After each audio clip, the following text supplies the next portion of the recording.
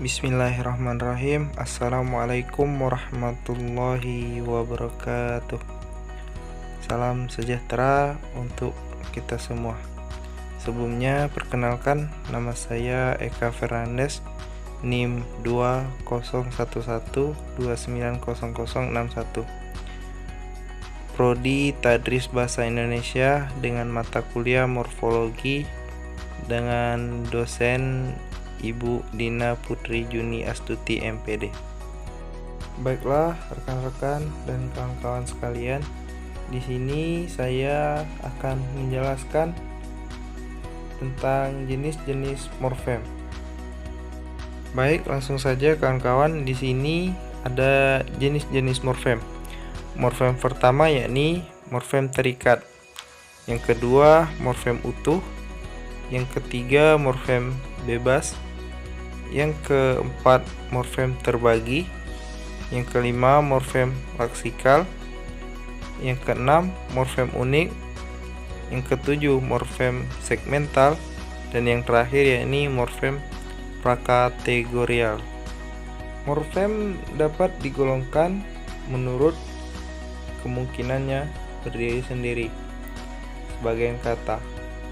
Bahkan sebagian kalimat, jawaban atau perintah juga ada morfem yang tidak dapat berdiri sendiri sebagai kata. Morfem yang pertama yakni morfem terikat. Morfem terikat yaitu morfem yang tidak bisa berdiri sendiri dan selalu terkait dengan morfem lain untuk membentuk ujaran, misalnya ber, meng, kan. Morfem tersebut harus terkait dengan morfem lain agar bisa berdiri dalam sebuah kalimat. Contohnya berteduh, menganalisa, dan sebutkan. Morfem selanjutnya yakni morfem utuh. Morfem utuh adalah morfem yang susunannya utuh atau tidak bisa terbagi. Adapun dengan contohnya seperti lari, pergi, angkat, lantai. Morfem-morfem tersebut utuh susunannya dan tidak dapat terbagi atau terpisahkan. Morfem bebas, ini yang ketiga, morfem bebas. Morfem bebas yaitu morfem yang secara potensial dapat berdiri sendiri dalam suatu bangunan kalimat. Misalnya, saya duduk kursi. Morfem-morfem tersebut bisa berdiri sendiri tanpa harus digabung dengan morfem lain. Morfem bebas biasanya berupa kata dasar, akar kata, meskipun ada juga kata dasar yang berupa morfem terikat. Akar kata atau kata dasar disebut juga dengan morfem dasar. Baik, morfem yang keempat yakni morfem terbagi. Morfem terbagi adalah morfem yang perwujudannya dalam bentuk morfem diantarai oleh unsur lain.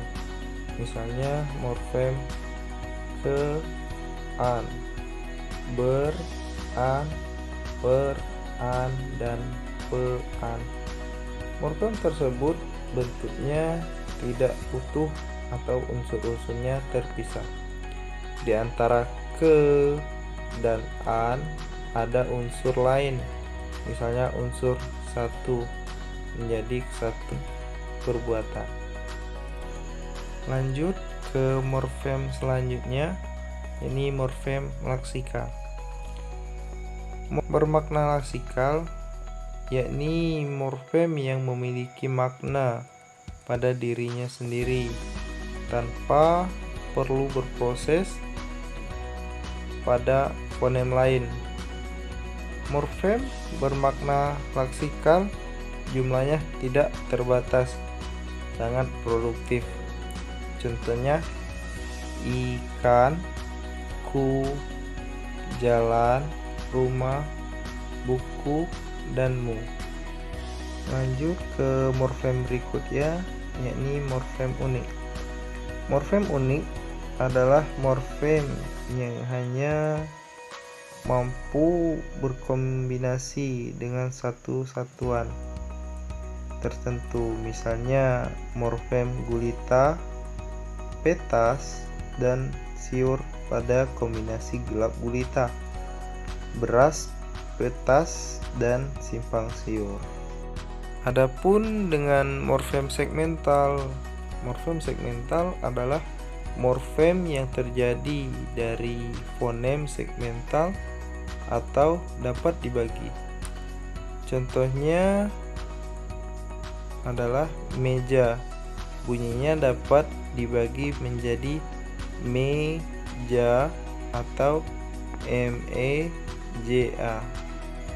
Lanjut ke morfem yang terakhir, morfem ke-8, yakni morfem prakategorial. Morfem ini adalah salah satu jenis morfem yang terikat yang harus mengalami proses morfologis agar dapat digunakan dalam tuturan. Proses morfologis yang dapat terjadi dengan bahan dasar morfem dasar terikat, yaitu afiksasi, reduplikasi, dan komposisi. Baiklah kawan-kawan, mungkin hanya itu saja yang bisa saya jelaskan, sampaikan kepada kawan-kawan maupun rekan-rekan sekalian. Jika ada kata saya yang salah, saya mohon maaf, kepada Allah saya mohon ampun. Semoga bermanfaat untuk kita semua. Semoga juga kita selalu dalam lindungan Allah Subhanahu wa taala dan selalu diberikan kesehatan, kenikmatan yang tiada terhingga, yang tiada terhitung. Mungkin saya akhiri. Sekian, terima kasih. Wassalamualaikum warahmatullahi wabarakatuh.